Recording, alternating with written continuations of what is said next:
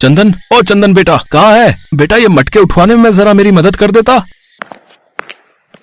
अरे किससे आवाज लगा रहे हो? चंदन मुखिया जी के घर गया हुआ है। बोल रहा था उनके बेटे किशोर ने गांव के सब बच्चों को अपने घर बुलाए हैं। जरूर कोई नई चीज शहर से मंगवाई होगी।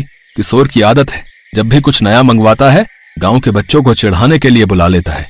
अब चंदन देखना, आते ही कोई फरमाइश रख देगा। वो आ गया। माँ बापू, आपको पता है किशोर ने हवेली में इतने बड़े बड़े 4 एसी लगवाए हैं। उसके कमरे का एसी तो मानो ऐसा चल रहा था जैसे बर्फ की सिल्ली पर बैठे हो। बापू काश हम भी एसी में रह पाते, इतनी गर्मी पड़ रही है, एसी के अलग ही मजे हैं। बेटा हमारी इतनी गुंजाइश नहीं कि हम मुखिया जी की तरह घर में एसी लगवा सकें। किशोर भी ना तुम लोगों को न जाने घर पर क्यों बुला लेता है। उसे पता है कि हम गरीबों की इतनी हैसियत नहीं है कि हम उसके जैसी जिंदगी जी सके। तू मत जाया कर किशोर के घर। अच्छा मैं घड़े बेचने जा रहा हूँ, थोड़े घड़े बनाने बाकी हैं, वो तू बना लेना। चंदन का पिता किशन घड़े बेचने चला जाता है। चंदन घड़े बनाने बैठ जाता है। घड़े बनाते बनाते उसका दिमाग अभी भी किशोर के घर लगे एसी में था। तभी उसके दिमाग में एक आइडिया आता है। अगर मैं मिट्टी का एसी बनाऊं तो वो भी तो हमें बहुत ठंडक दे सकता है। अगर मैं कोशिश करूं तो मिट्टी का एसी बना सकता हूँ। चंदन बेटा किस सोच में पड़ गया? तेरे बापू आएंगे तो गुस्सा करेंगे कि तूने अभी तक घड़े नहीं बनाए। माँ मैं मिट्टी का एसी बनाने के बारे में सोच रहा हूँ। अगर हम किशोर के जैसा एसी नहीं ले सकते तो हम मिट्टी का एसी तो बना ही सकते हैं ना। मिट्टी का एसी? बेटा वो तू कैसे बनाएगा? माँ चिंता मत करो, मैं कोई ना कोई जुगाड़ कर लूंगा। चंदन अब रोजाना अपने मिट्टी का एसी बनाने की तैयारी में जुट गया और फिर एक दिन चंदन ने बहुत ही बढ़िया मिट्टी का एसी बनाकर तैयार कर दिया। चंदन के माता पिता तो हैरान थे कि चंदन ने मिट्टी का एसी तैयार कर लिया है। चंदन अपने सभी दोस्तों को अपने घर मिट्टी का एसी दिखाने के लिए बुलाता है, जिसमें किशोर भी शामिल था। अरे वाह चंदन, तेरा मिट्टी का एसी तो बहुत बढ़िया यार। मेरे लिए भी एक मिट्टी का एसी बना दे भाई, हमारे घर भी बहुत गर्मी होती है। हाँ हाँ बना दूंगा, चिंता मत करो, मैं तुम सबके लिए मिट्टी का एसी बना दूंगा। अरे मेरा एसी बहुत बढ़िया है, तुम्हारा ये मिट्टी का सस्ता एसी मेरे एसी के सामने कुछ भी नहीं है। किशोर एक तो चंदन ने इतनी मेहनत से ये एसी तैयार किया है और तू उसे गलत बोले जा रहा है। जा, हमें तेरे से बात नहीं करनी यार, जा।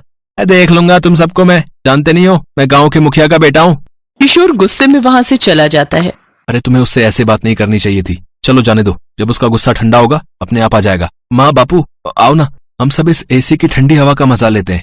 चंदन तूने तो वाकई में बहुत बढ़िया एसी बनाया है रे, ये तो बहुत ठंडक दे रहा है, पूरा कमरा ठंडा हो गया है भाई। ठीक कह रहे हो, हमारा चंदन सचमुच बहुत दिमाग वाला है। पड़ोस के सारे लोग अब इससे ही ऐसा एसी बनाने के लिए कह रहे हैं। हाँ माँ, मैं सबके लिए बना दूंगा, कम से कम गर्मी में सबको परेशानी तो नहीं होगी। मिट्टी का एसी लग जाने से सचमुच गर्मी बहुत कम हो गई थी। आराम से चंदन और उसके माता पिता रात में सो जाते थे। पर एक दिन चंदन अपने माँ बापू के साथ बाजार गया हुआ था। जब वो वापस लौटा तो उसने देखा उसके घर की खिड़की खुली हुई है और उसका मिट्टी का एसी टूटकर बिखरा पड़ा है। माँ बापू ये क्या हो गया? हमारा एसी किसने तोड़ दिया? हमारे घर में कौन आ सकता है? क्या पता कोई जानवर घर में घुस आया हो और वो एसी को तोड़ गया हो। मैं तो खिड़की का दरवाजा बंद करके गई थी, खिड़की कौन खोल सकता है? पर अगर जानवर भी घर में घुसता तो और सामान भी तो छेड़खानी करता, और सामान तो बिखरा हुआ ही नहीं है, सिर्फ एसी टूटा है। हो ना हो जरूर किसी की साजिश है। तभी एक लड़का चंदन के घर आता है। चंदन तेरा मिट्टी का एसी किशोर ने तोड़ा है। वो हंसते हुए अपने घर के नौकरों को ये बात बता रहा था, तब मेरे बापू ने सुन ली। तुम तो जानते ही हो बापू किशोर के घर पर काम करते हैं। बापू किशोर ने ऐसा क्यों किया? मैंने उसका क्या बिगाड़ा था जो उसने मेरा एसी तोड़ दिया? मैंने कितनी मेहनत से बनाया था बापू। तभी मुखिया जी किशोर के साथ आ जाते हैं। अरे मुखिया जी आप आइए आइए। किशन मैं तो किशोर को यहाँ माफी मांगने के लिए लेकर आया हूँ भाई। किशोर बेटा सबसे माफी मांगो। मुझे पता चल गया है कि किशोर ने चंदन का एसी तोड़ दिया है। ये बात मुझे इसकी माँ ने बता दी है। भले ही मैं गांव का मुखिया हूँ, पर मेरा खुद का बेटा गलत करे ये मैं कैसे बर्दाश्त कर सकता हूँ। अभी ये छोटा है, मैं इसे अभी तो समझा लूंगा ताकि बड़े होने तक इसे सही गलत काम की पहचान हो जाए। किशोर बेटा तुमने चंदन का एसी तोड़कर ठीक नहीं किया, चंदन से माफी मांगो।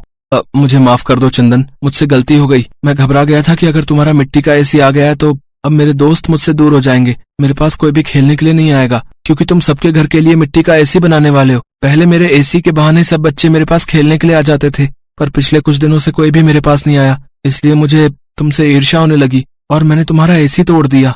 अब कोई बात नहीं किशोर, मैं नया एसी बना लूंगा। पर तुमने ये कैसे सोच लिया कि मैं और बाकी दोस्त तुम्हें छोड़कर चले जाएंगे? हम तुम्हारे दोस्त हैं यार, और दोस्त कभी एक दूसरे से अलग नहीं होते। तभी सारे बच्चे वहाँ आ जाते हैं। किशोर और चंदन एक दूसरे के गले लग जाते हैं। ये तो मुखिया का बड़प्पन था कि उसने अपने बेटे को अच्छी सीख दी। चंदन फिर से एक नया मिट्टी का एसी बनाता है। चंदन खुश था कि उसने एक बार फिर मेहनत करके मिट्टी का एसी बनाकर तैयार कर ही लिया। चंदन और उसके माता पिता बहुत अच्छे स्वभाव के थे। उन्होंने अपने पड़ोसियों की भी मदद की और भरी गर्मियों में थोड़ी राहत मिल जाए इसके लिए मिट्टी का एसी बनाकर उन गरीब गांव वालों को भी दिया। सब गांव वालों ने चंदन की बहुत तारीफ की। बहुत समय पहले की बात है। हस्तिनापुर गांव में सूरज के अस्त होने का समय हो गया था और चांद के निकलने का।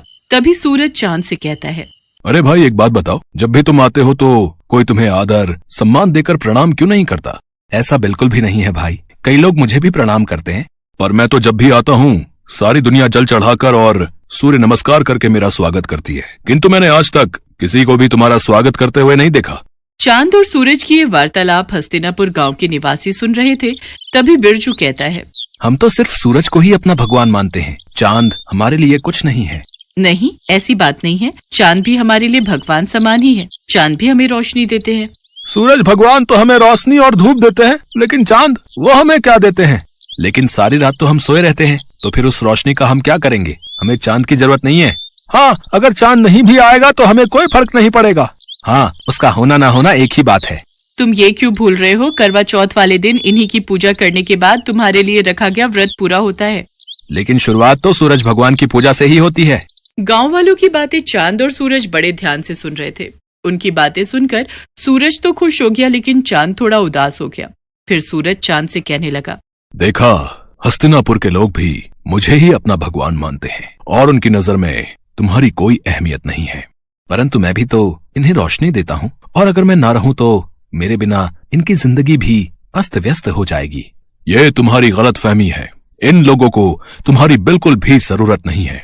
अगर मेरी जरूरत किसी को भी नहीं है तो ठीक है, आज के बाद मैं आऊंगा ही नहीं। इसके बाद चांद वहां से चला जाता है और उसके जाते ही सारे गांव में अंधेरा छा जाता है। वैसे तो आसमान में कुछ सितारे होते हैं, लेकिन उनकी रोशनी ना के बराबर होती है। लेकिन अंधेरा इतना ज्यादा होता है कि किसी को भी कुछ दिखाई नहीं देता। हस्तिनापुर गांव में बुआई का समय शुरू हो गया था, इसीलिए किसानों को सुबह जल्दी उठकर खेतों में जाना होता है। लेकिन चांद के ना होने से बाहर घनघोर अंधेरा होता है। अरे उमा, जल्दी से उठ जाओ, आज खेत की बुआई करने जाना है। जल्दी से उठ जाओ, वरना देर हो गई तो बाहर धूप बहुत तेज हो जाएगी, फिर खेतों में काम करना मुश्किल हो जाएगा। हाँ, बुआई के लिए तो जाना है, पर अभी बाहर बहुत अंधेरा है। आप भी सो जाओ जी, और मुझे भी सोने दो। मुझे लगता है बाहर सुबह होने वाली है, अब हमें चलना चाहिए। वो तो आप सही कह रहे हो जी, पर बाहर इतना अंधेरा है कि हम जाएंगे कैसे? ठीक है, फिर बाद में ही चलते हैं। इसके बाद दोनों सुबह का इंतजार करने लगे। फिर जब सुबह हुई तो दोनों खेतों के लिए निकल पड़े।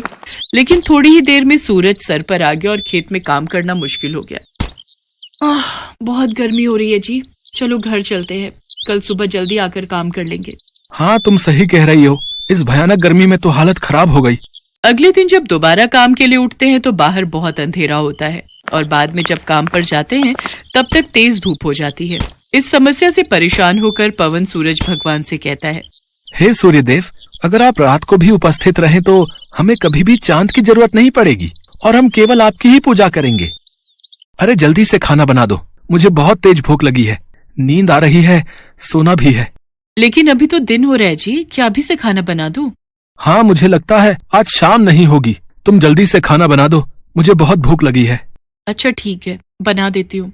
फिर दोनों खाना खा लेते हैं, लेकिन तब भी रात नहीं होती और दोनों सोने के लिए चले जाते हैं। बहुत गर्मी हो रही है, बिल्कुल भी नींद नहीं आ रही। ऐसा करता हूँ, जाकर नहा लेता हूँ। इसके बाद पवन नहाने चला जाता है। नहाने के बाद भी बहुत गर्मी हो रही है। तभी बाहर शोर होता है। पवन और उमा बाहर निकलकर देखते हैं तो बिरजू का बेटा बिट्टू बेहोश पड़ा हुआ था।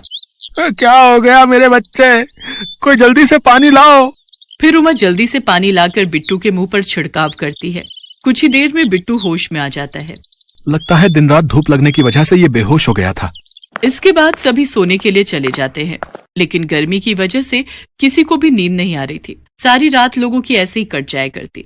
इतनी गर्मी में तो हम लोग मर ही जाएंगे। काश सूरज ढल जाता तो इतनी गर्मी नहीं होती और हम लोग चैन से सो पाते। चुप रहो तुम, थोड़ी सी गर्मी सहन नहीं कर सकती। ऐसे ही एक हफ्ता बीत जाता है, लेकिन हस्तिनापुर के लोग बिल्कुल भी चैन से नहीं सो पाते।